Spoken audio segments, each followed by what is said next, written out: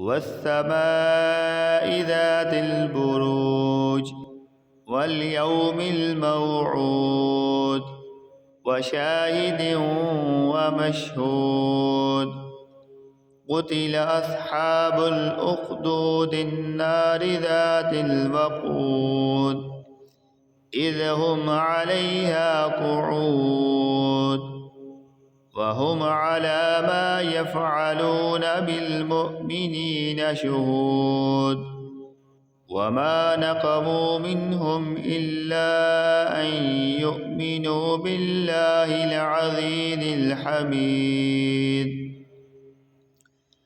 الذي له ملك السماوات والأرض والله على كل شيء شهيد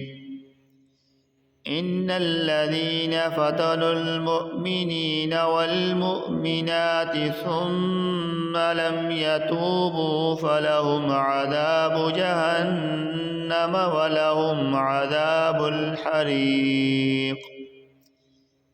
إن الذين آمنوا وعملوا الصالحات لهم جنات تجري من تحتها الأنهار ذلك الفوز الكبير